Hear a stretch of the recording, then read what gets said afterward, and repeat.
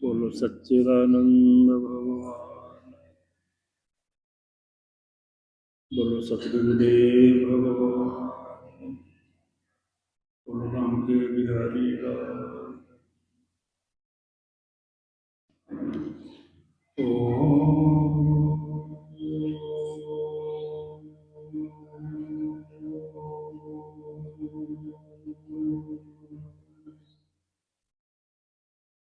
गुरु ब्रह्मा गुरु विष्णु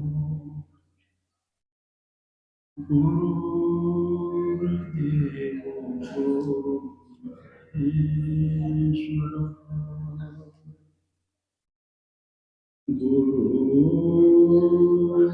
गुरुर्साक्षात्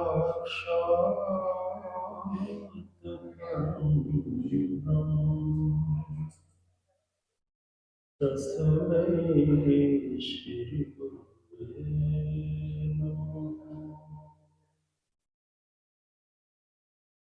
मूकं करोति वाचालं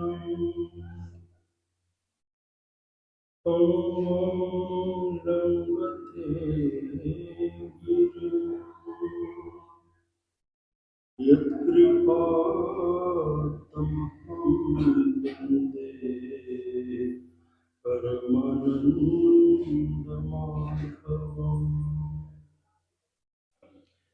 अज्ञानतिमिरान्धस्य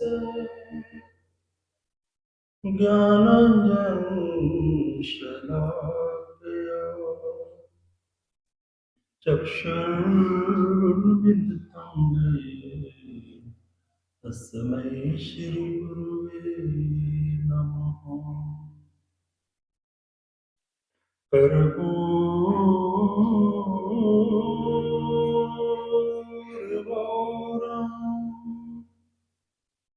करुणावतारम्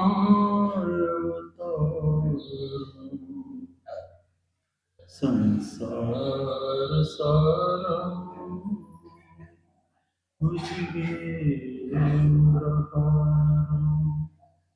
सदा वसन्तं हृदयारविन्दे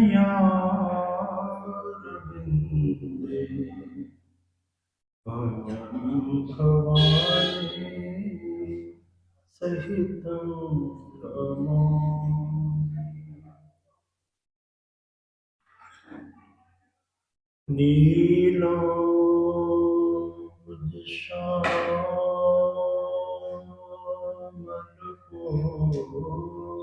नीलाम्बुजश्यामलकोमलाङ्गं सीतासमारोपितवान् पाणौ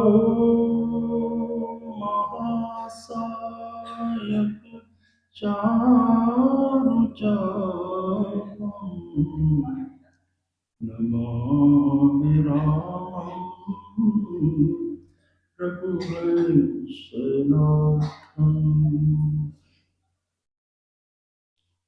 वसुदेवसुतं देवम्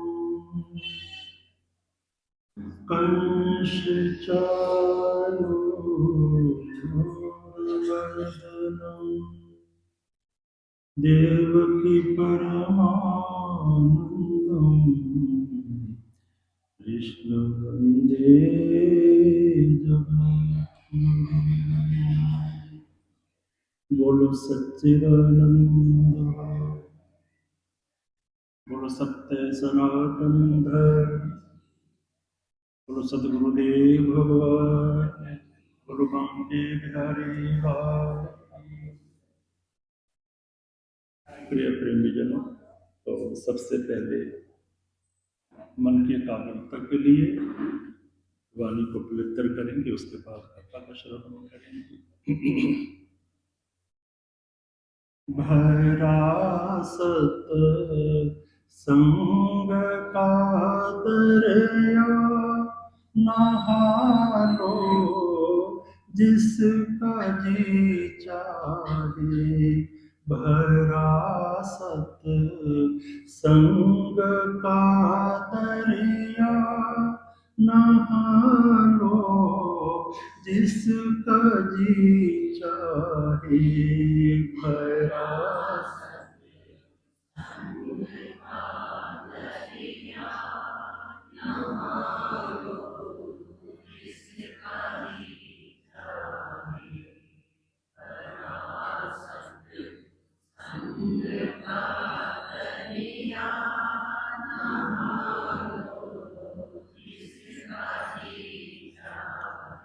जिगर से दाग पापों का छुड़ा लो जिसका जी चाहे जिगर से दाग पापों का छुड़ा लो जिसका जी चाहे जिगर से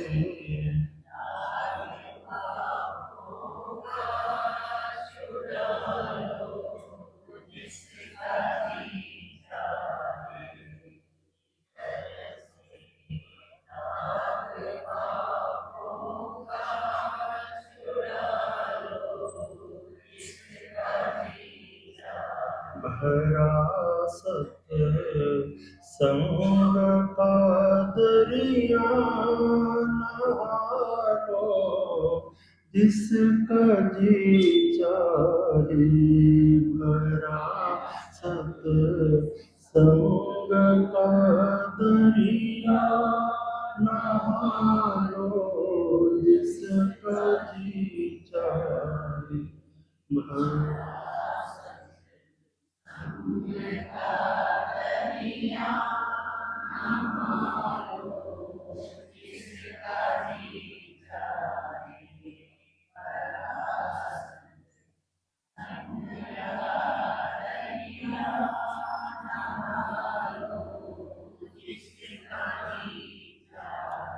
ना ऐसा और है तीरथ जगत में दूसरा कोई ना ऐसा और है तीरथ जगत में दूसरा कोई ना ऐसा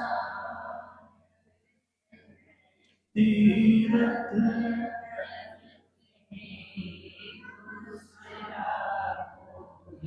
गया हरिद्वार जाकर के अजमा लो जिसका जी चाहे भरा सत संग का दरिया नहा लो जिसका जी चाहे भरा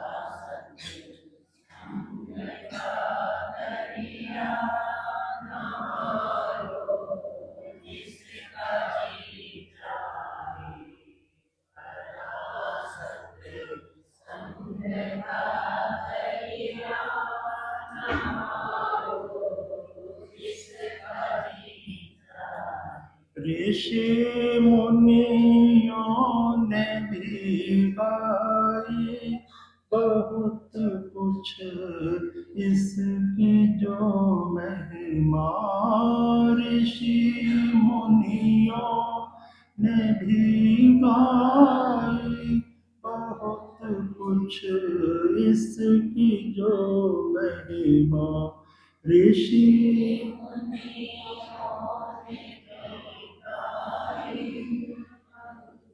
कुछ इस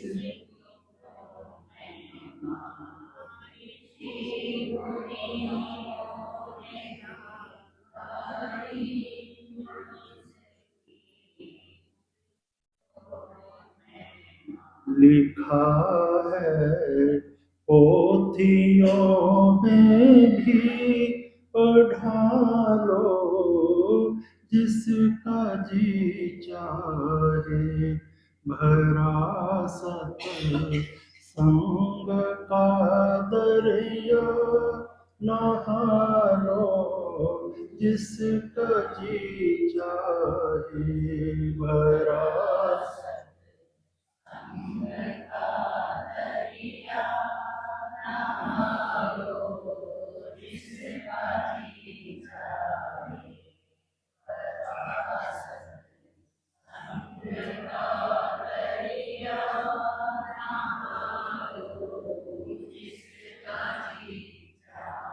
नहीं ताजुब जरा इसमें जो फल संतों ने बतलाया नहीं ताजुब जरा इसमें जो फल संतों ने बतलाया नहीं ताजुब इसमें जो फल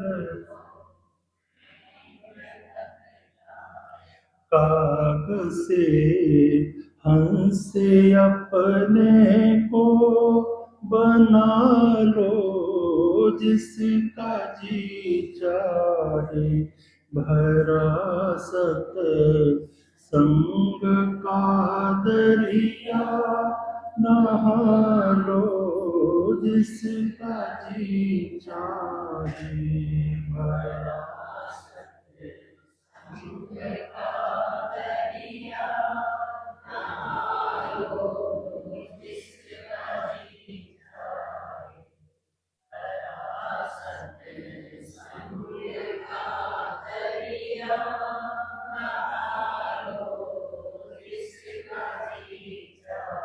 जिगर से दाग पापों का छुड़ा लो जिसका जी चाहे जिगर से दाग पापों का छुड़ा लो जिसका जी चाहे जिगर से दाग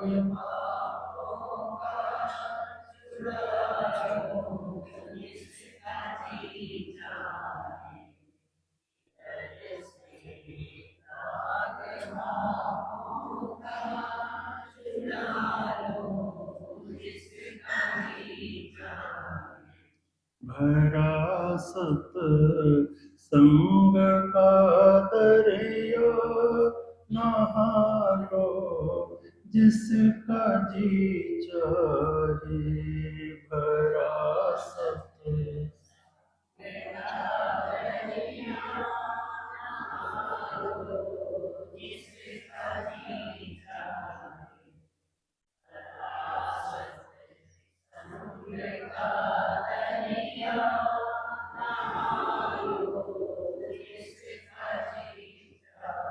बोलो सच्चिदानंद प्रियात्म स्वरूप। तो कल सत्संग की महिमा कि बड़े भाग्य बहुत पुण्य हो पाइए सत्संगा बिना प्रयास हो ही भव भंगा कि हर कीर्तन साधु संगत है सिर कर्मन के कर्म ओह नानक जिस भय प्राप्त जस पूर्व लिखे का लहन। आए हो ना, ऐसे नहीं आए, बहुत पुण्य इकट्ठे हुए हैं तब जगह ऐसा सहयोग बनता है। तो सत्संग की जो महिमा है सब वेद शास्त्र बहुत ज्यादा इसका महत्व बताया है कि एक घड़ी आधी घड़ी चलो क्षण भी मिल जाए तो आप हम जो कथा सुना रहे हैं हमारा जो प्रसंग चल रहा है कि एक एक बारे सत्संग मिला 4-5 आपको दृष्टांत सुनाएंगे कि क्षणिक सत्संग बस बैठे सुनना उतने में कल्याण हो गया। तो कल आपको प्रमाण दिया था, तो जो प्रमाण होते हैं वैदिक प्रमाण होते हैं जो मन गढ़ित नहीं होते, तो बात तो श्रद्धा विश्वास की होती है। तो जितना आपका निश्चय होगा किसी चीज पर भी भगवान का नाम है, आपकी अटूट श्रद्धा, जितना मर्जी से आप कुछ ले सकते हो, आपकी योग्यता के उससे भी ज्यादा, और चाह तो कुछ भी नहीं।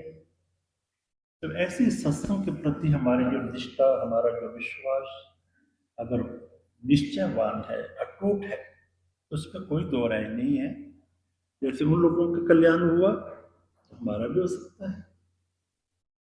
अगर उन्होंने सत्संग के जरिए कल्याण किया है, वेद शास्त्र भरे पड़े हैं, तो हमारा क्यों नहीं हो सकता? तो कमी क्या रह जाती है? हमारे निश्चय में कमी होती है, विश्वास में कमी होती है। इसलिए सबसे पहले जो इस परमात्मा को पाना चाहते हैं, उनका ठोस प्रमाण कोई नहीं। वैसे तो आपकी श्रद्धा ही विश्वास उसका प्रमाण है, क्योंकि आंखों से देखना असंभव है, और जिन्होंने देखा वो बता नहीं सके।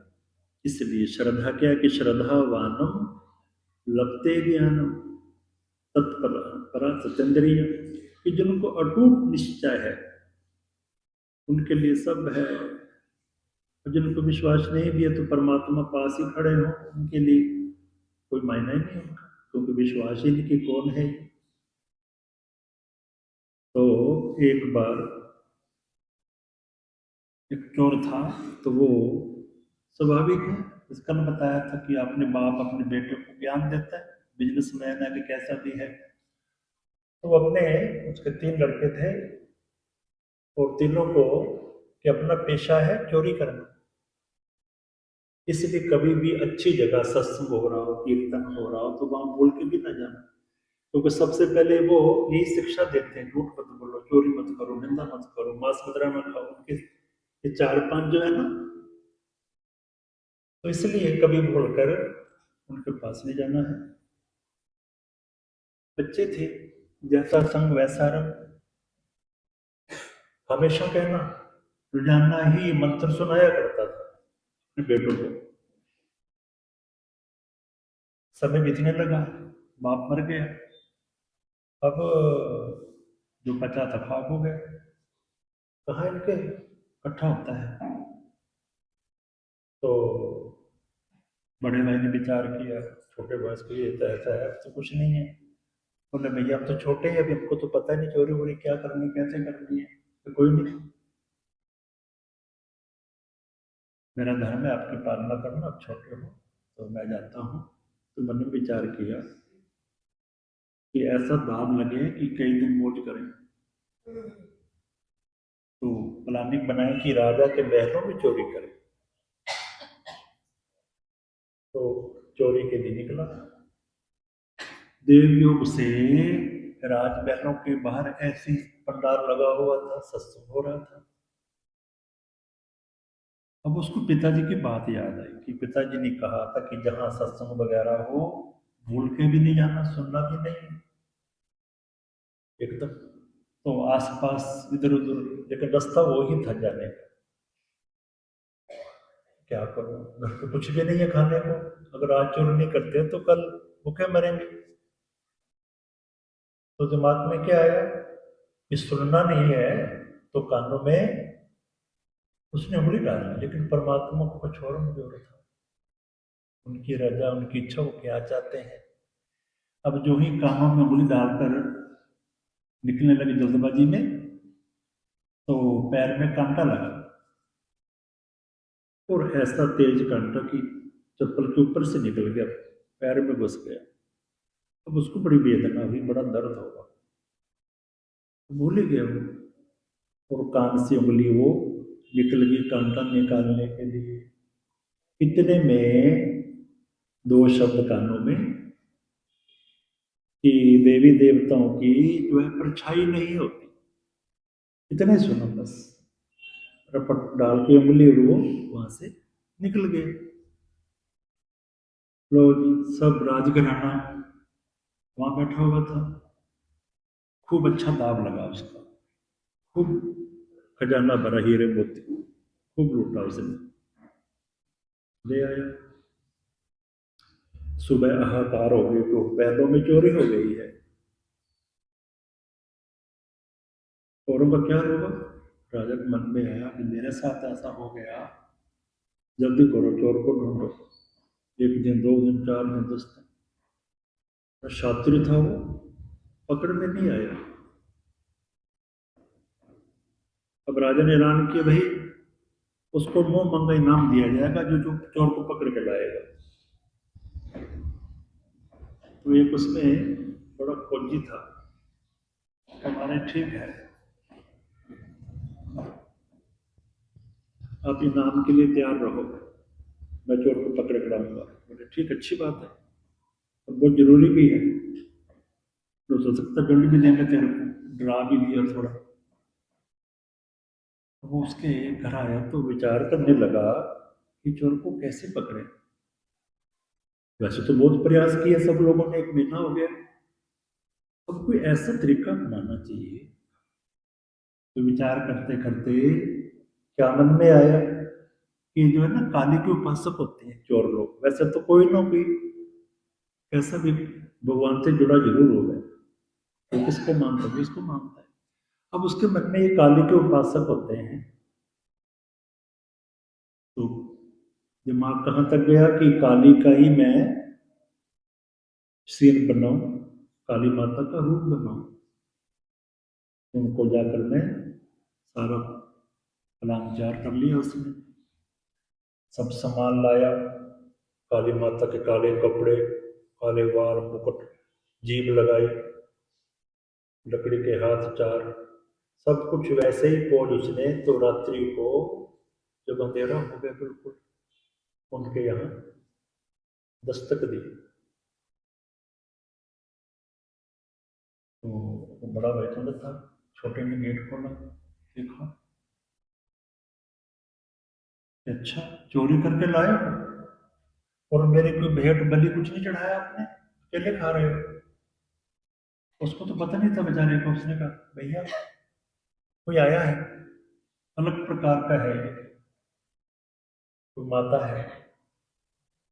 और उसके मन में आया, अच्छा चलो देखें, अगर माता है तो कोई दीपक जगाओ, उसकी आरती उतारेंगे। अब दीपक जगाया, देखा तो माँ काली का जो था वो बहरूपिया कोई, बिल्कुल काली माता बनी हुई। देखा तो बड़ी श्रद्धा हुई, हो हमारे कितने भाग हैं, माँ काली घर पे आई है। तो जो ही थाली लेकर उसके पास गया आरती उतारने के लिए, तो क्या हुआ, उसकी परछाई पड़ी, उस काली माता की परछाई। अब उसने सुना सत्संग से कि देवी देवताओं की परछाई नहीं होती। अब उसके मन में आया कि वेद शास्त्र संत कभी झूठ नहीं बोलते, वो बात बिल्कुल सत्य है, ये नकली है। अंदर गया, कहा भैया ऐसे करो, लाठी उठाओ और मारो इसको। बोले भैया माता काली है, देवी है। कहते कोई देवी दिन देवा है तो। जो ही डंडे उठाए लगे, वो तो वापिस आया, वो अपने भाइयों को बुलाया कि देखो, अगर मैंने सत्संग की बात न सुनी होती तो भाभी की क्या करते, करने जा रही रहे थे जय काली माता, और काली माता क्या करती, सारा धन भी जाता और सारों को फांसी हो जाती, सारे मर जाते। अगर एक वाक्य सत्संग का ना सुना होता तो जय काली माता और काली माता ने सबका विचार करते कि हमारे पिता कितना मूर्ख था, ऐसी सुंदर चीज से वंचित रखा, इतनी कमाल की चीज है। बोले भैया अब मेरे बस की बात तो नहीं है, चोरी क्या जोड़ा, क्या किया, तो मौका मिले तो कहीं सत्संग सुनने को मिले, तो एक ही वाक्य सुना है अभी तो, धन बच गया, जन बच गया, सब खत्म था, कि मैं तो चोरी नहीं करूंगा। कहीं पर पुनः सत्संग मिला, इच्छा अंदर से हुई कि और बात मिल जाए ऐसी जिससे रोजी रोटी चलने लगे, चोरी तो छूट गई। अब सत्संग में क्या नहीं मिलता, अपनी इच्छा है जो मर्जी मांगो। तो एक वाक्य सुनने को मिला, डर था कहीं पकड़ा न जाऊं, कि कोई भी चाहे सत्संग में संतों का दरबार होता, सच्चा दरबार, अपराधी जितना भी बड़ा हो वो सच्चे मन से तय कर ले कि आज के बाद मैं कोई अपराध नहीं करूंगा, मैं सच बोलूंगा, तो उसके पहले वाले जो गुनाह है स्वाभाविक है, बिल्कुल सच्चाई, रियल बात है। अब उसने सोचा कि मैं अपराधी हूं, चोरी करता हूं, सबसे बड़ा पाप है चोरी करना। न जाने कितना समय लगेगा मेरे अपराधों को खत्म होने में। यहाँ भी कष्ट, मरने पर तो कहने क्या है। आज कितना सुंदर मौका है, ये गलती किससे नहीं होती। बोल देते ना सॉरी, सॉरी बोलते हो कि नहीं, कब बोलते हो, करते रहते ना सॉरी सॉरी। तो वो कि राजा से जाकर अपने अपराध की जो है ना सॉरी मांगनी चाहिए, माफी मांगनी चाहिए कि मेरे से, पिता की वजह से, उनका ज्ञान ऐसा था कि मेरे से अपराध हुआ है, अपने को सरेंडर कर दूं, शरणागति कर दूं। मैं सच बोलूं, मैं ऐसा सोचकर वो अंदर से डरा हुआ था कि क्या मेरा हश्र होगा, तो यही धो लेने चाहिए बाप। बड़ी हिम्मत की, कुछ भी कर सकता था राजा। वो मन बना के गया था कि कुछ भी हो जाए, मैंने इसी जन्म में ये पाप जो है ना धोना है, यहाँ नरक में नहीं जाना चाहता, कुत्ता बिल्ला नहीं बनना चाहता। दूसरे दिन दरबार सजा, तो वो पहुंच गया दरबार के अंदर। मंत्री से मिले कि महाराज से मेरी प्रार्थना करो कि मैं बहुत भारी चोर हूं बड़ा। चलो लाए उसके समक्ष राजा, क्या बात है। बोले हमारा आज से 3 दिन पहले जो चोरी हो मैंने की थी, उसके पहले मेरे पिताजी ने सब बताया। राजा को बड़ा क्रोध आया कि हमने कितना तेरे लिए इंतजाम किया, बड़ा खर्च किया। बोले महाराज मैं पापों को जो है ना इसी जन्म में भोगना चाहता हूँ, आप जो भी चाहें मेरे को दंड अभी दो, चाहे मेरा मोटी मोटी कर दो, चाहे फांसी दे दो, मैं तैयार हूं, पर मेरे से अपराध हुआ है। राजा ने देखा इतनी शरणागति, बोला तेरे को कैसे ये अनुभव हुआ कि ये पाप है। बोले महाराज मैं क्या बताऊं, कैसे ऐसी घटना घटी। आपके महलों में चोरी करने के लिए आया, तो रास्ते में सत्संग हो रहा था आपके गेट के आगे, तो एक शब्द मेरे कानों में, तो उसकी वजह से मैं बच गया हूं। तो मेरे मन में आया कि ऐसे ऐसे ये गुनाह ये करना नहीं चाहिए, फिर एक दिन सत्संग सुना तो सच बोलना चाहिए, अपराधों को इसी जन्म में। अच्छा, भगवान कृष्ण लिखते कि अपनी जैसी पापियों में हो, और भगवान राम क्या करें कि सन्मुख हो ये जीव मोहे जब ही, जन्म कोट अग नासे ही तभी। कि करोड़ों जन्मों के पाप हो आपके, तुरंत एट ए टाइम, जैसे किसी कमरे में अंधेरा पड़ा हो, करोड़ साल का, बटन दबाओ तो क्या हुआ, वो करोड़ साल का अंधेरा कितने समय में जाएगा, लगेंगे 2-4 साल, कितना टाइम लगा। इधर स्विच ऑन किया, इधर ऐसे ही जब अंदर से शरणार्थी आप हो जाते हो, तो भगवान कहते हैं तत्क्षण, उसी समय उसके जितने भी अनंत जन्मों के कोट जो अपराध हैं सारे के सारे माफ कर देते हो, इतने दयालु हैं वो। तो महाराज मैंने फिर ये सुना, तो अपने पापों की मैं, राजा ने देखो तो बड़ा अच्छा आदमी लगता है, बड़ा सज्जन है, कैसे बदलाव चाहता है और मरने के लिए तैयार है कि जो सजा दो। बोले ठीक है, अगर तू ये वादा कर कि आज के बाद मैं कोई पाप चोरी नहीं करूंगा। बोले महाराज मैंने बिल्कुल निश्चय कर लिया।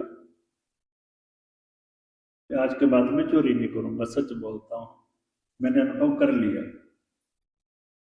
तो राजा ने सोचा ये तो अच्छा आदमी है, अगर इसका सुधार हो रहा है तो इसको फांसी क्यों लगाएं, क्यों इसको दंड दें। अगर तेरे को अच्छा होता दिया जाए तो चोरी करेगा, के बाद फिर क्या जरूरत है। मैं तो पेट के लिए करता था, जब मेरा काम चल जाएगा तो चोरी की क्या जरूरत। तो राजा ने बुलाया सब और उनको बड़ा अच्छा होगा और उसकी सैलरी बहुत ज्यादा रख दी। विश्वास था कि आदमी सच्चा है, बड़े ईमानदारी से काम करेगा, उसको ठोकर लगी हुई है। बोला मेरे छोटे भाई हैं, क्या उनको पढ़ाओ, साथ में उनको भी पैसे मिले। बोलो जी क्या हुआ जीवन, इतने वक्त कैसे हुआ।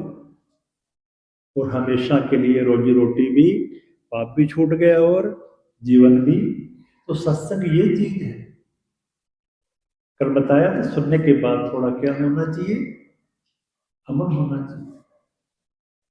सुन लिया, सुनते तो रहती हूँ, पता ही है सच, बोलना चाहिए, पर मौका लगने की देर है, क्या करते हो।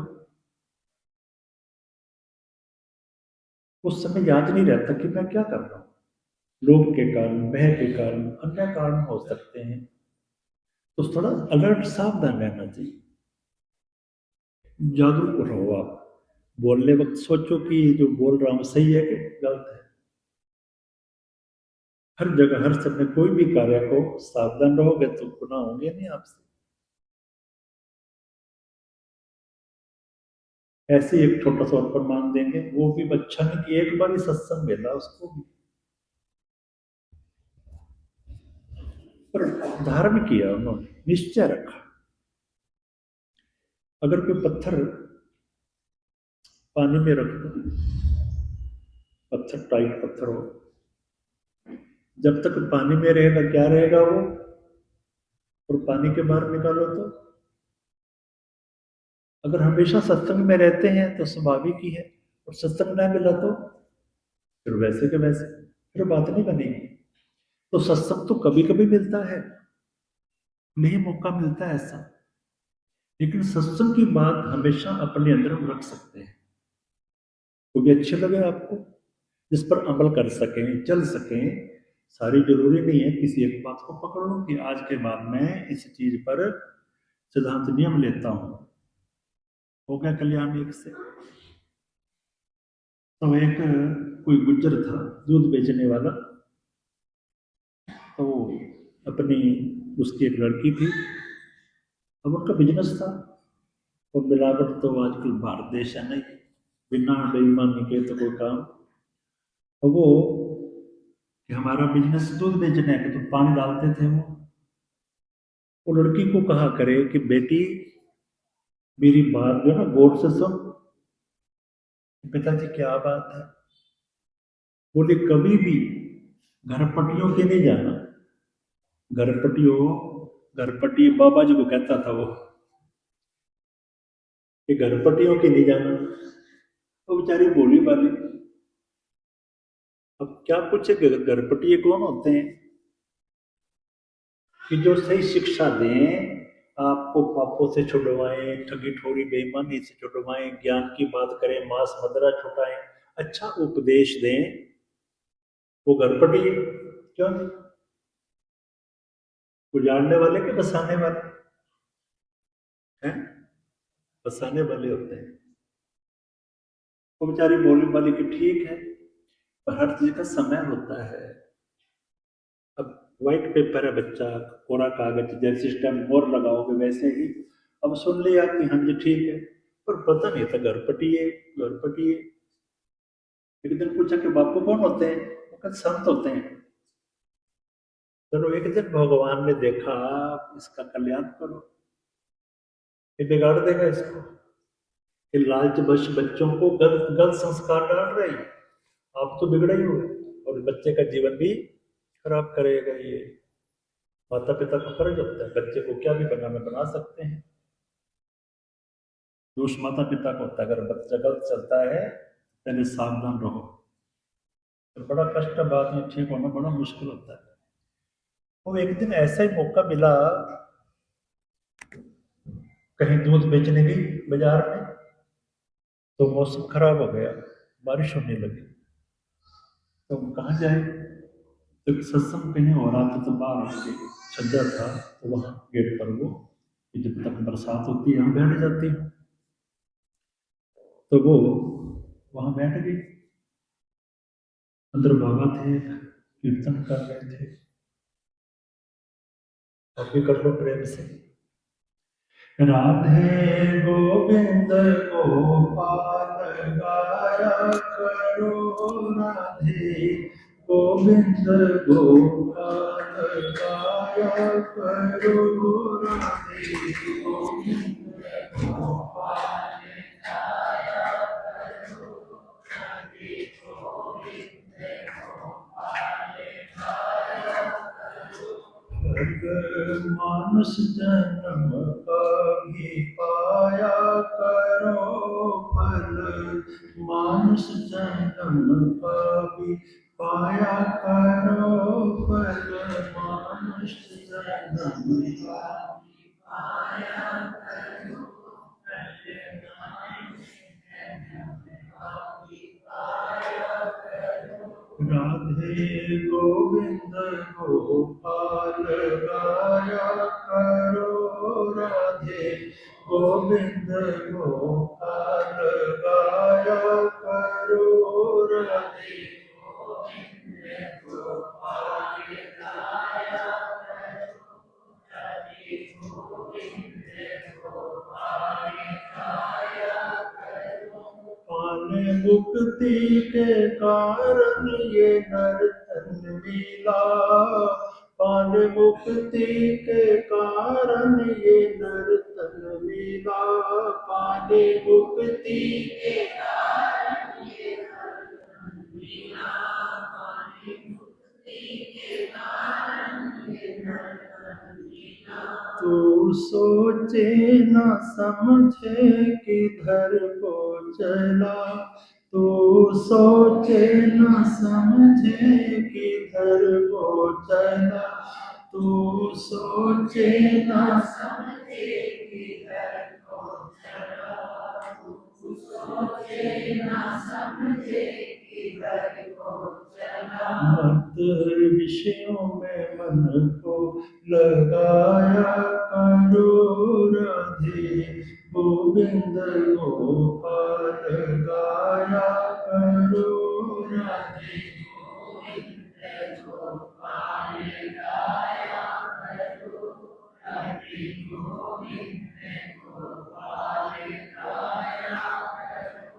तेरी सोबत ही सारी उमरिया गई, तेरी सोबत ही सारी उमरिया गई, तेरी सोबत ही सारी उमरिया गई, तेरी सोबत ही सारी उमरिया गई। रख यतन से जो बच के ये थोड़ी रही, रख यतन से जो बच के ये थोड़ी रही, रख यतन से बच के ये थोड़ी रही, बच के ये थोड़ी रही। मन मत निंदा में मन को लगाया करो, राधे गोविंद गोपाल गाया करो, राधे गोपाल गाया करो, राधे गोविंद गोपाल गाया करो। जिस काया पे इतनी तो ममता करे, जिस काया पे इतनी तो ममता करे, जिस काया पे इतनी तो ममता करे, जिस काया पे इतनी तो ममता करे। एक रोज ये अग्नि के बीच जरे, एक रोज ये अग्नि के बीच जरे, एक रोज ये अग्नि के बीच जरे, एक रोज ये अग्नि के बीच सेवा में तन को लगाया करो राधे गोविंद गोपाल गाया करो राधे।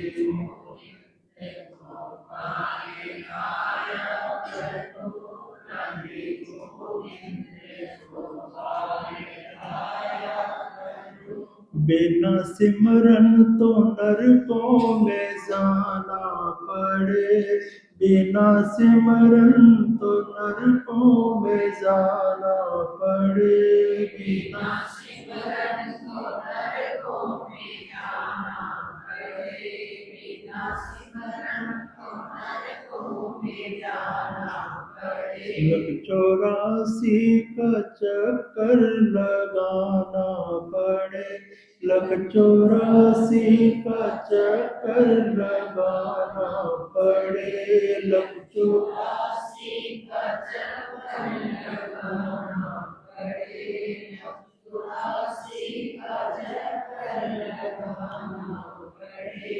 इसलिए ये न प्रभु को भुलाया करो राधे गोविंद गोपाल गाया करो राधे।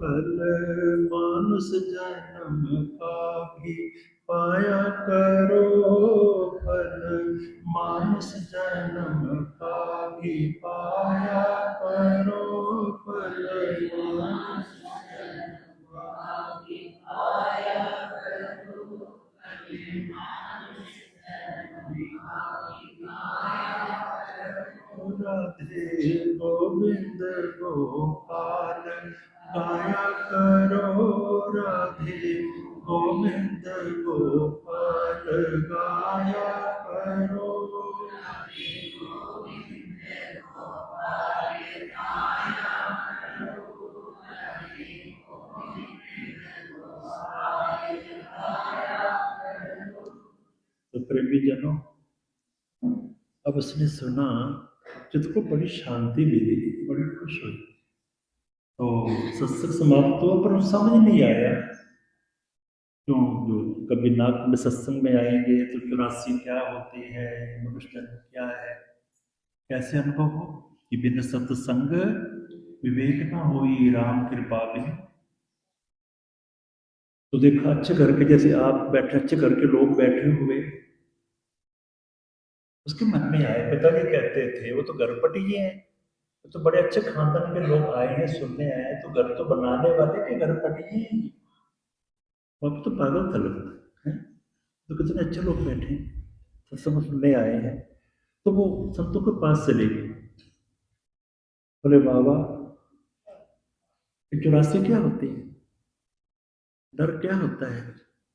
भोली थी बिल्कुल, बाबा ने देखा तो बिल्कुल भोली है।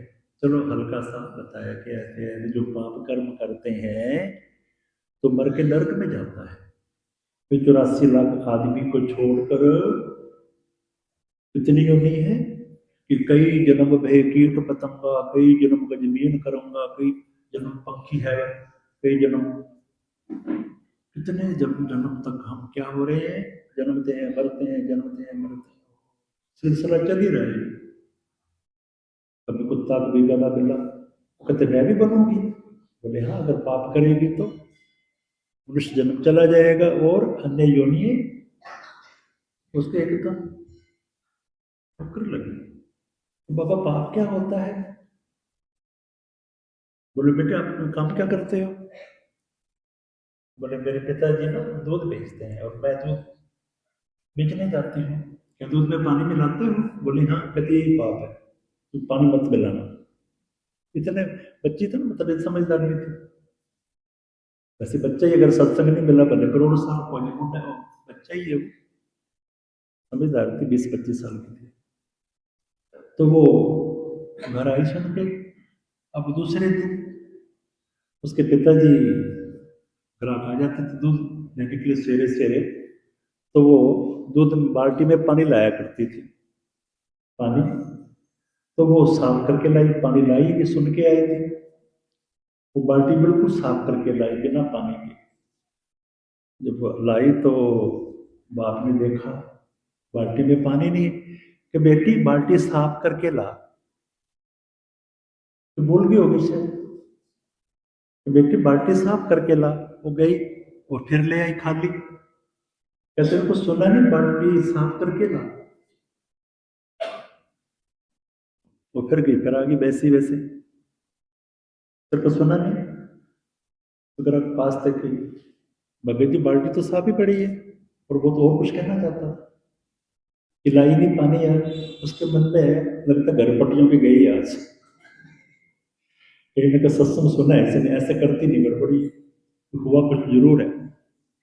अब वो ग्राम चला गया गुस्से में, तो सच बता, तेरे को कहा था कि बाल्टी मतलब पानी डाल के ला, और तुम कहाँ गई थी? सस सुना तो कुछ? बोले पिताजी क्या बताऊं, आप अगर आप भी सुनते तो बहुत गर्व हो। तो गई क्यों मैं सुनने के लिए? क्या मजबूरी थी? ऐसे ऐसे हुआ कि एक दिन सुना और तूने ये तारा उजाड़ दिया ना घर, कितना फायदा था कि बापू क्या बना लिया। वैसे ही फिरते हैं, एक ही भैंस है, कितना काम डालते हो, क्या हुआ? अच्छा, मेरे को ज्ञान देगी है। वो तो उल्टा उसको, खबरदार आज के बाद गई तो ठीक नहीं है। पिताजी मैं तो सुन के, मैं तो बाल्टी ऐसे लाऊंगी, डर बैठ गया। इसका क्या जाएगा, डर में मैं जाऊंगी, मच्छर मक्खी कीड़ा पतंगा मैं ही बनूंगी, इसका क्या जाएगा। तो बापू मैं तो ऐसे करूंगी। बड़ा गुस्सा आया उसको। रात होने लगी कि तेरे को ऐसे घर ले आऊंगा कि याद रखेगी कि पिताजी जैसा मेरा भाग होगा, ना आपके हाथ में ना मेरे भाग में, जो लिखा वही होगा। आप टेंशन ना लो फालतू, जहाँ प्रभु इच्छा है अच्छा। बड़ी ज्ञानी बन के आई। अब सहयोग देखो, वहां का राजा बड़ा धर्मशील था, प्रजा हितकारक था। आजकल का बड़ा बात नहीं थी। प्रजा को किसी प्रकार का तन से मन से धन से कष्ट तकलीफ ना हो, तो क्या करते थे, रात्रि को सिविल साबित कपड़े पहनकर वीर यात्रा करते थे कि किसी का दुख सुनकर उसके दुख को दूर करें।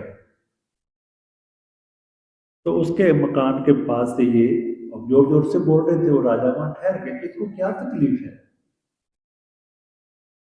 बाप लड़ रहा था, लड़की तो ऐसे घर में आऊंगा, कहते पिताजी ऐसे प्रभु इच्छा, पर मैं ये झूठ नहीं बोलूंगी, पाप नहीं करूंगी, चाहे कुछ भी हो जाए। राजा के मन में एकदम विचार पैदा हुआ कि उसका भी शादी नहीं हुई थी राजा की, अगर ये मेरी धर्म पत्नी बन जाए तो मेरा जीवन संवार देगी, इतनी सत्यवादी है ये। राजा मकान की निशानी करके महलों में आया, तो उसने फिर मंत्रियों को बुलाया कि ऐसे ऐसे मकान है, तो वहां लड़की और उसके बाप उनको लेके आओ प्रेम से। लाए पेश किया, बोले क्या बात है महाराज, अगर आपको इतराज ना हो, आपकी लड़की से मेरी शादी हो जाए, आपकी राजा से है, आपको इतराज ना हो, तो वो तो बड़ा खुश होगा। तो और क्या चाहिए, राजा जी यहाँ से बंद हो जाएगा, मेरे को तो बोझ ही बोझ बन जाएगी। कहता अभी मैं तैयार हूं, अभी रख लो। लो जी शादी बड़ी धूमधाम से। अब उसको भी यहाँ लेके क्या करना जाकर, मेरा कहने का भाव समझे है ना। क्या सुना था, एक ही बात सुनी थी, और क्या हो गया, कहां से कहां से कहां, किसने पूछा है? सुनने के बाद क्या किया, हाँ, अपना लिया। और कहां से, पहले उसके साथ ऐसा हुआ चोर क्या बन गया। ऐसे ही सत्संग है, बिल्कुल सच्चाई है, ये अमृत है। एक दृष्टांत और देंगे समय कि सत्संग की महिमा। नगर में कथा ऐसे प्रारंभ हुई, तो नगर के दो सेठ थे, नगर सेठ थे, बड़े पैसे वाले थे। तो नगर वालों ने कहा उनको भी आप भी चलो सत्संग में। दो भाई थे वो। तो बड़े वाला तो मैं तो नहीं जाता, यार बिना कर्मों के नहीं मिलता, ध्यान रखना। वो कहता आए क्यों, जब को पता हम जानते ही नहीं है संतों महात्माओं को, कथा भारत आने की क्या जरूरत थी। बोला सारे लोग आ रहे हैं, बाकी आपकी इच्छा हो। तो छोटे वाले ने सोचा आए हैं बेचारे, सम्मान रखना चाहिए। बड़े वाले से बोल रहा भैया मैं तो जाऊँ, तेरी इच्छा जाके बार मरना है। लो जी, पहला ही दिन, पहला ही सत्संग। जब समय बदलता है तो ऐसे ही बदलता है। शुभ घड़ी आती है ना, तो ऐसा संयोग बनता है। अच्छा, शुभ घड़ी में अच्छे कार्य होते हैं, सत्गुण कम होता है। सत्संग में आया, उसकी पत्नी ने सोचा कि मेरे पति जा रहे हैं तो मेरा भी धर्म है। और धर्म पत्नी थी, इनके मैं साथ हूँ, वो भी उनके साथ है, वो दोनों आ गए। उसका नाम था हीरा सेठ। दोनों पति पत्नी आए वहां। अब देव योग से गीता का प्रसंग चल रहा था। भगवान कह रहे हैं कि अगर मेरे को भोग लगा के आप नहीं खाते अन्न, वो एक दाना 1000 कीड़े के बराबर है। कि अगर मेरे को समर्पित किए बिना आप भोजन करते हो तो एक दाना क्या है, 1000 कीड़े के बराबर है। और एक रोटी में कितने दाने होते हैं कनक के। और क्या कर रहे हैं हम लोग, क्या वो पाप खाता है। अगर भगवान को भोग नहीं लगाया तो भी पाप है। तो वैसे तो शास्त्र क्या कहता है, अगर मनुष्य जन्म है तो 5 प्रकार के पाप आपसे डेली होते हैं, नित्य प्रति होते हैं, आप चाहो या ना चाहो होंगे। अगर आपने मनुष्य जन्म लिया है और जीना चाहते हो तो 5 पाप किए बिना आप रह नहीं सकते, स्वाभाविक है, होंगे वो। छोड़ दोगे तो मर जाओगे आप। कौन कौन से पाप है वो, क्या कहता है शास्त्र, चक्की चूल्हा उखली झाड़ू जल स्थान, 5 हो गए। चक्की, चूल्हा, उखली, झाड़ू और जल स्थान। देखो कैसे, चक्की में पिसवाते हो ना आटा वगैरह, उसमें क्या होता है, गुण वगैरह होता है।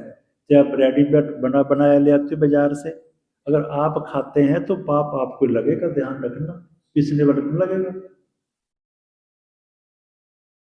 तो चक्की में जो हम खाते हैं पिसा हुआ अनाज, वो पहला पाप है। चूल्हा, जहाँ रोटी बनाते हो, गैस वगैरह में कितनी ऊष्मा गर्मी निकलती है, सूक्ष्म जीव मरते हैं। जब पानी गर्म किया या वो सब्जी बनाई, सूंडी सांडी देखते नहीं कभी, तो इतनी जल्दबाजी में बनाते हैं। तो क्या हुआ, चूल्हे के अंदर क्या हुआ, ये अपराध पाप हुआ। चूल्हा, चक्की, चक्की चूल्हा उखली, है ना। पहले धान कूटते थे, क्या नाम उसका, मसाले वगैरह होता था ना, मामदस्ता। अब ग्राइंडर श्राइंडर आ गया आजकल तो, माइयों को पता ही है, घर में रखती हैं। तो क्या होता है, उसमें जो कीड़े जीव जंतु होते हैं वो भी पाप हुआ। चक्की चूल्हा उखली झाड़ू, लगाते हो ना झाड़ू वगैरह, तो ना जी 7.5 रखी है, झाड़ू पोछा वही करती है। मकान किसका, उसका क्या आपका है, आपका है ना, तो किसको लगेगा पाप। दुकान पे रखे ना आदमी, दान के काम करते हैं, उनको क्या लेने देना है, वो आपके लिए कर रहे हैं। जो आप चलते भी हो, चलते हैं ना, देख के चलते हैं, कितने कीड़े मकोड़े पैरों के नीचे रगड़ते होंगे। तो स्वामी जी फिर तो चल लिया हमने, अगर देख के चलेंगे तो फिर तो घर की सफाई होगी, फिर तो खा लिया, तो कीड़े कीड़े हर चीज में, फिर तो ऐसी कोई चीज नहीं। चक्की चूल्हा उखली झाड़ू, झाड़ू पोछे में।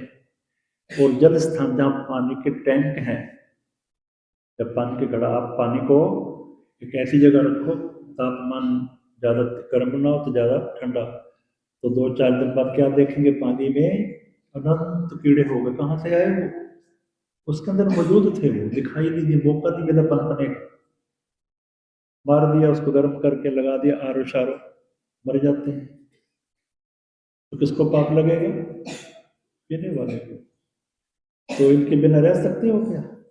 खाए बिना, चले बिना, पानी पिए बिना रह सकते हो क्या? मुश्किल है ना। तो कहाँ जाओगे फिर? क्या शास्त्र बताते हैं कि अगर ये पाप कर रहे हो तो नरक का दरवाजा खुला हुआ है, और करें क्या फिर? कहते ऐसे ही पुण्य है हल्के फुल्के, कुछ करना नहीं है, ऑटोमेटिकली हो रहे हैं वो। तो आपको ध्यान देना होगा बस। जैसे पाप कोई स्वाभाविक था, ये आप करना नहीं चाहते फिर भी हो रहे हैं, ऐसे पुण्य है। कौन कौन से? नोटिस कर लेना ना। पहला ब्रह्म यज्ञ है, 5 प्रकार के यजन है। ये वेद मंत्र है, ये संस्कृत में हिंदी में बता रहे हैं आपको। 5 प्रकार के यजन यज्ञ है ये। पहला कौन सा यज्ञ है? ब्रह्म यज्ञ। सुबह कब उठते हो? 8 बजे के 9 बजे? संडे को तो क्यों जी? बच्चों का हाल ना पूछो, रात लगे रहेंगे। 12 बजे, 1 बजे, 2 बजे। सिस्टम भी सारा चेंज हो रहा है कि नहीं? पहले 7 बजे सो जाते थे, लेटर लैंप जगते छोटे मोटे है ना, पता ही होगा, देखे होंगे पुराने बुजुर्गों ने। और फिर क्या हुआ? 8 बज गए, फिर 9 बज गए, फिर 10 बज गए, अब 11 बज गए। अब जिस प्रकार प्रोग्रेस हो रही है ना, मेरे ख्याल लगता है रात सारी जाग हो गई। अब बढ़ोतरी जो हो रही है। अच्छा, रात को कौन जागता है पता है? हैं? पर कौन है? एक कॉलोनी में कोई सत्संग, तो बाबा जी गए वहां। तो 4 बजे अमृत वेले वो घूमने निकले। तो जो था वॉचमैन वहां का पहरेदार, कहे बाबा आधी रात को काहे घूम रहे हो? बोला बेटा अमृत वेला है। बोले बाबा आपके लिए होगा, लोग सोए 3 बजे। उन्होंने तो अमृत वेला 8-9 बजे होएगा। तो कब होता अमृत वेला? जल्दी उठना चाहिए। सुबह जल्दी उठोगे बड़े फायदे हैं। क्या क्या कहना है आपको? कि वेले अमृत दे, जागन नाम प्यारे दे, ऋषियों मुनियों देवताओं का प्यारा होता है, जो मांगो वही मिलेगा। चेहरा सुंदर खिला रहेगा, बुद्धि खिले रहेगी, बीमारियों से रहित, बिल्कुल। काया कैसे रहेगी? निरोग। फायदे फायदे हैं, कभी बनाए बताएंगे आपको। सुबह जल्दी उठना चाहिए। वैसे तो 4 प्रकार के स्नान होते हैं, चलो सुनाई देते हैं। अमृत वेले स्नान देवताओं का, ऋषियों का स्नान। 4 बजे ब्रह्म मुहूर्त होता है। फिर उसके बाद कौन सा स्नान? अन्य जो भक्त लोग हैं, पाठ पूजा करने वाले, नहीं उठ सकते 3-4 बजे। फिर सूर्य के आसपास मनुष्य स्नान है, सूर्य निकलने से 10 मिनट 15 मिनट पहले। वैसे तो चलो रात भी जल्दी उठ सकते, पर सूर्य निकलने से पहले उठे जाना चाहिए, या 10 मिनट पहले उठो, आपका स्वास्थ्य ठीक रहेगा। इसको करके देखना। तो सुबह देवताओं का स्नान, ऋषियों का स्नान, और सूर्य के 10 मिनट पहले मनुष्यों का स्नान। और जो बाद में करते हैं 10 बजे, 11 बजे, 12 को जोटा स्नान होता है, वैसा स्नान। तो कौन कौन से करते हैं कि कदे कदे स्वामी जी जोटा स्नान ही करीदा है, शरीर को ना सुंदर बनाने वास्ते। अच्छा, फायदा बताया देखो। अमृत वेले 1.25 मन सोने का फल मिलता है। देखो, स्वर्ण दान सबसे बड़ा दान होता है। बिना कुछ किए ही शास्त्र प्रमाण है कि 1.25 मन सोने का दान का फल मिलेगा, अगर 4 बजे स्नान करते हो तो। उसके बाद चांदी का, फिर सूर्य के आसपास किसी अन्य धातु का, और बाद में तो नुकसान ही नुकसान, रगड़ोगे साबुन तेल और नुकसान ही। सुबह जल्दी उठो। हाँ, तो क्या सुना रहे थे आपको? 5 प्रकार के यजन, यज्ञ।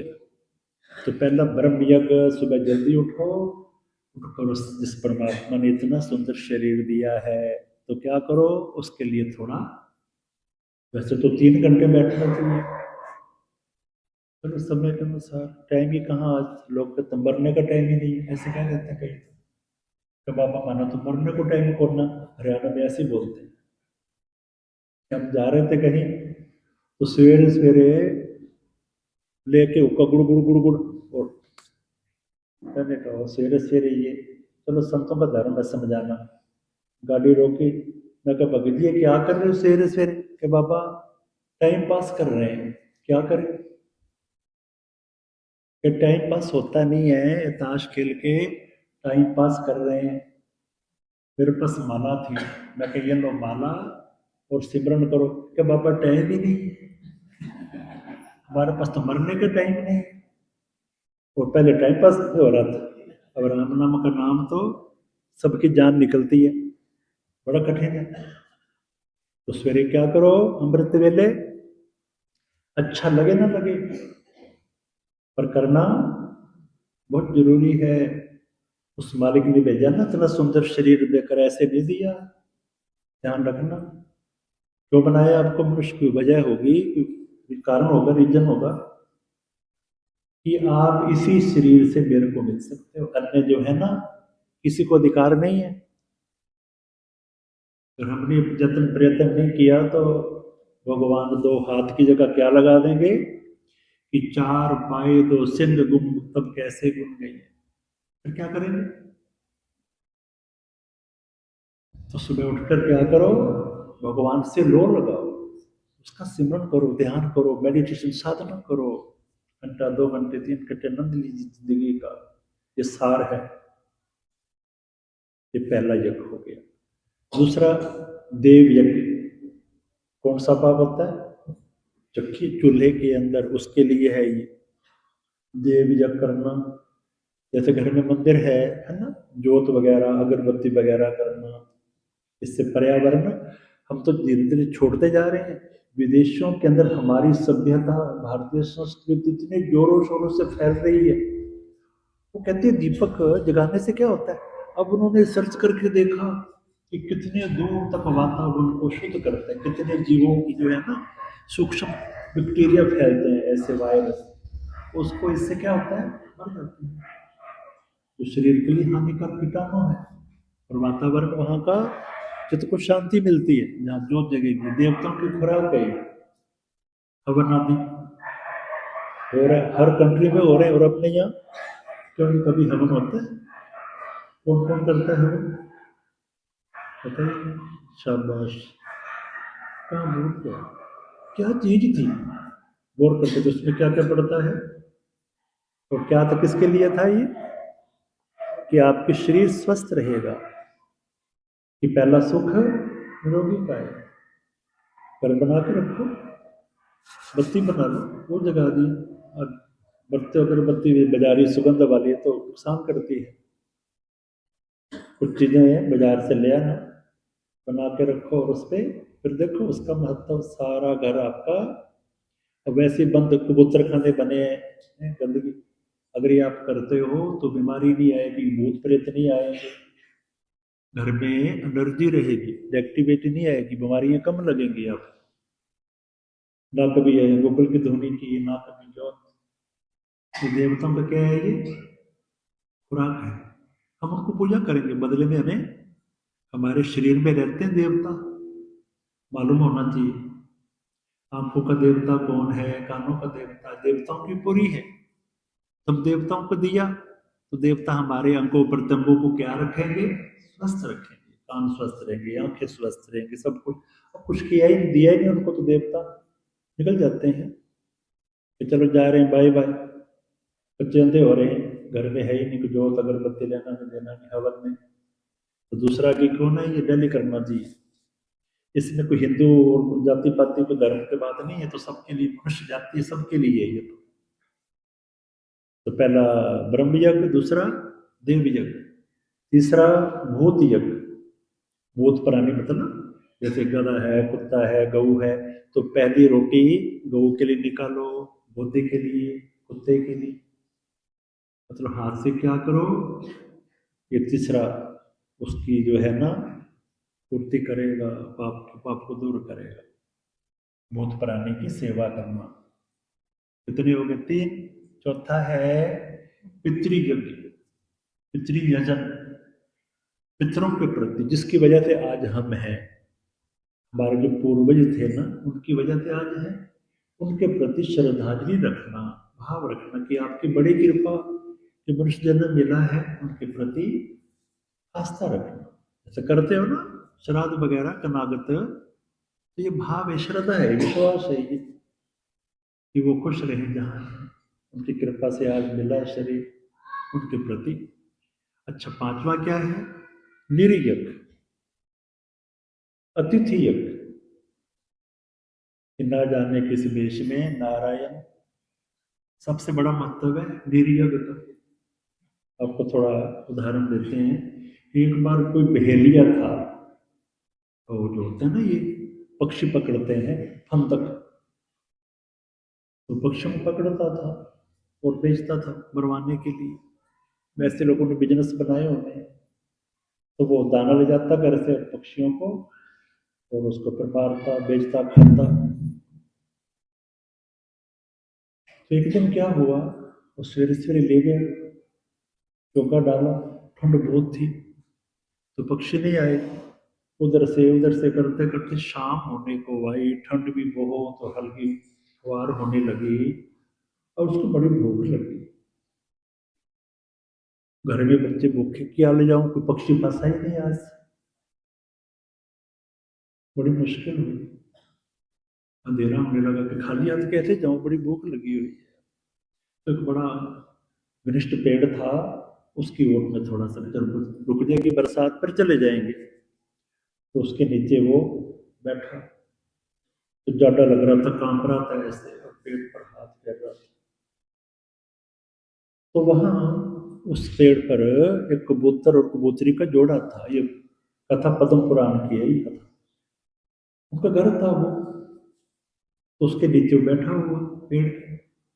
अब कोई भला समय आया, बुद्धि सद्बुद्धि आई, वो कबूतर कबूतर से कहने लगी कि पति देव, ये अपना अतिथि है, अपने घर आया है, तो अभी तो ठंड चालू नहीं, रात्रि को तो बहुत ठंड पड़ेगी, मर जाएगा ये, अपने को दोष लगेगा। बोले हाँ, क्या इसकी सहायता करो, हेल्प करो। बोला भगवान, अपने के पास कौन सा मकान है या खाने को पड़े इसको दें, ये आप चाहो तो हो सकता है, अगर आपके मन में है तो कर सकते हो। बोले क्या करूं? तो ऐसा है कि आप जाओ किसी गांव में, ऐसी जगह, एक लकड़ी जो अग्नि है ना, तिल का लकड़ी का अग्नि वाला, वो कहीं से लेके आओ। बोले देवी, इतनी ठंड और कहाँ से लाऊं मैं? कहिए देखो ऐसा है, धर्म पालने के लिए संकट तो बहुत आएंगे, पर धर्म छोड़ा नहीं जाता। कैसे भी हो, अगर चाहते हो, अगर ये बरता है तो पाप लगेगा। ऐसी सद्बुद्धि उसमें भी आई, उसने उडारी मारी, देव योग से एक जगह को चूल्हा जगह पड़ गया, और अग्नि को उठाकर वो ले आया। वो ले आके उसके सामने वो कबूतरी करने के, महाराज जल्दी करो, ये अपना घोंसला सूखा है, अपना जो घर है इसको नीचे फेंको। ये समझदार है, फूक पाक मार के अग्नि को प्रज्वलित कर लेगा, जगा लेगा। तो भगवान, इतनी ठंड है, अपने कहाँ जाएगा अपना घर देकर? कि कोई नहीं, इसका धर्म पहले पालो। अपने घर का क्या किया उन्होंने? इतना बड़ा गृहस्थ धर्म है। अपने घोंसले आलने का, जैसे आपकी कोठी है ना कीमती, वैसे कीमती है उनके लिए। कहाँ कहाँ से तिनका ला ला के बनाते हैं, इतना बड़ा त्याग। तो अपने घर का क्या किया उन्होंने? उस कोठी बंगले का उसके सामने, अब उसने फूक फाक मार के अग्नि को जलाया, आसपास से और अग्नि ढूंढ लाया, तो उसकी ठंड दूर हो गई। लेकिन पेट पे हाथ फेर रहा था, भूख लगी थी। कबूतरी कहने लगी, पति देव, इसकी ठंड तो दूर हो गई है, अब भूखा मरेगा। तो भगवान, अपने पास क्या है ऐसा, स्टोव तो है नहीं। बोले आप चाहो तो हो सकता है। बोले क्या? कि मांसाहारी तो है ही, और मेरे को आज्ञा दो, एक दिन तो बिछोड़ा होना ही है, एक दिन तो मरना ही है। और किसी के अर्थ लग जाए कि पर सेवा में तन को लगाया करो, अगर इसकी सेवा में लग जाता है शरीर, तो कितना पुण्य होगा। क्या पता कल वैसे ही मर जाऊं मैं। तो मेरे को आज्ञा दो कि मैं अग्नि में अपने प्राण दे देती हूँ, ये खा लेगा। तो गोत्र ने सोचा, हो घर वाले से घर होता है, तो चली गई। तो फिर बोला पतिदेव तो एक दिन बिछोड़ा होगा ही, और धर्म को पहले पालना चाहिए। उसने हाँ कर दी।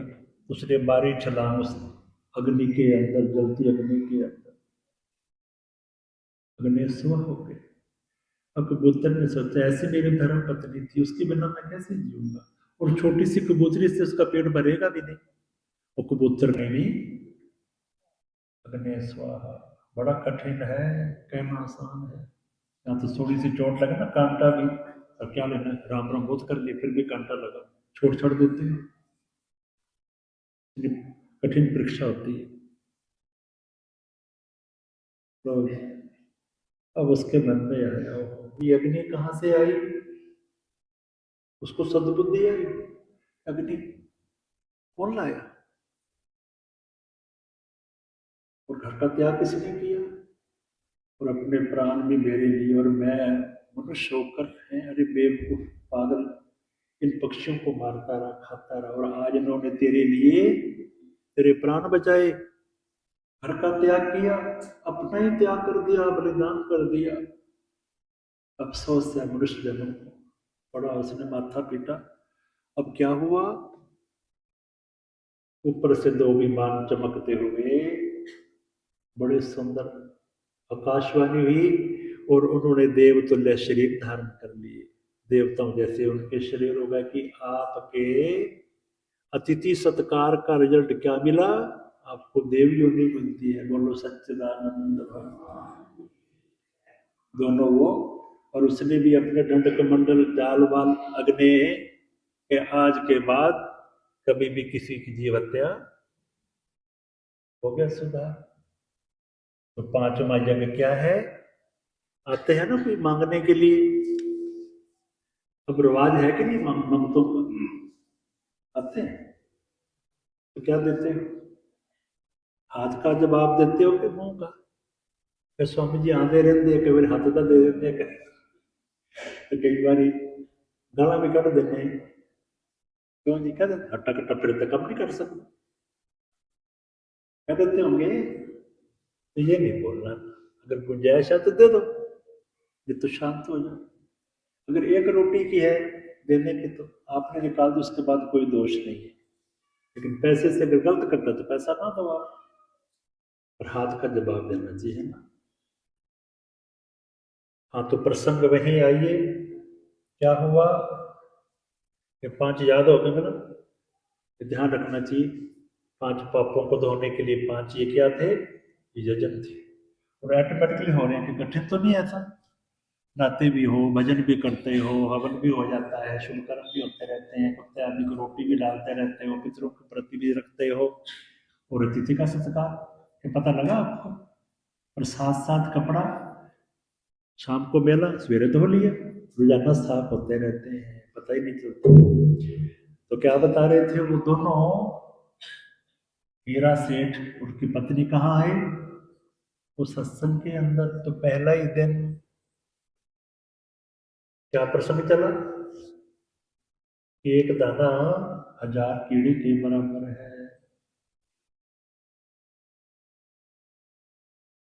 उसके मन में संतों का दर्शन करने से, वातावरण वहां का पर्यावरण शुद्ध होने से बुद्धि सद सद्बुद्धि आ गई, उसमें सद्बुद्धि आ गई, सतोगुण विचार पैदा हुआ। मन में आया, इतना पैसा हमारे पास, क्या कमी है, पर आज तक हमने किसी को देकर कभी भी किसी को दिया ही नहीं है। खुद अपने लिए बनाया और अपने लिए खाया आपने, तो इसका मतलब कीड़े कीड़े खाए, पाप ही पाप खाया है। और हमारे जैसों का कहाँ निस्तारा होगा, कौन से नर्क पे जाएंगे, कैसे उद्धार हो। एकदम ठोकर लगी। सत्संग पे डंडा है सत्संग का। एकदम सत्संग की ऐसी चोट लगी, सद्बुद्धि आई, उसका हृदय रो उठा। ओहो, मैं तो बहुत पापी हूँ, पाप ही पाप खाए, कैसे उद्धार होगा।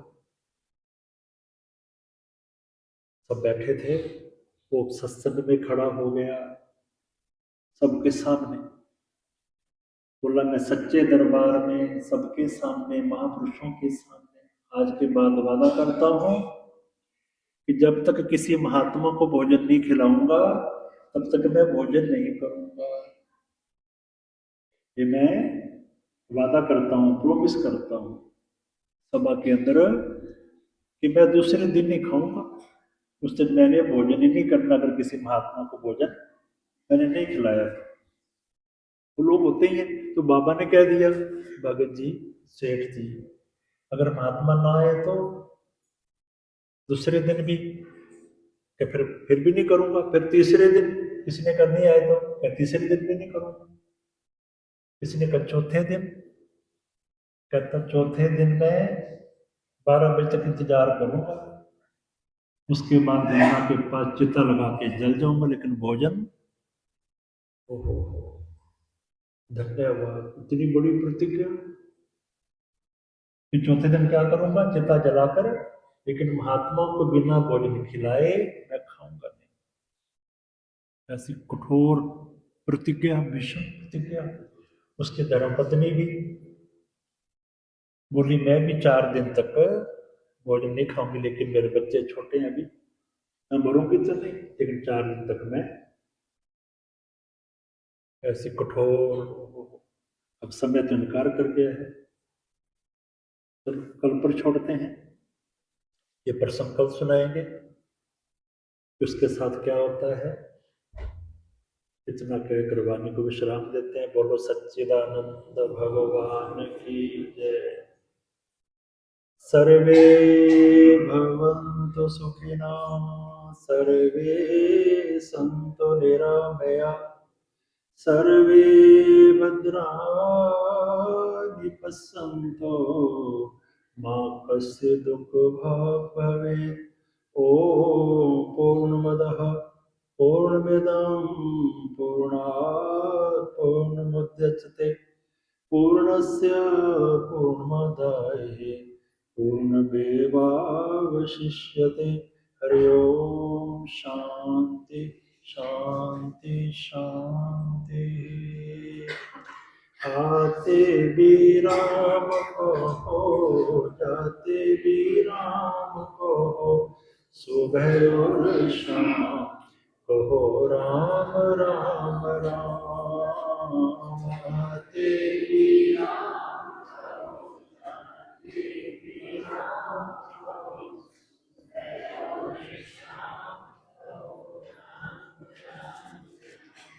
आते भी राम कहो, जाते भी राम कहो, सुबह और शाम कहो राम राम राम। आते भी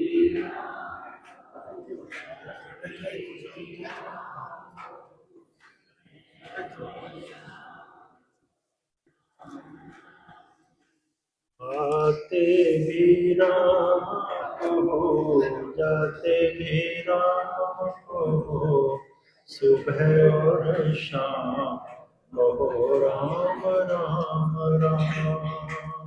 आते भी राम।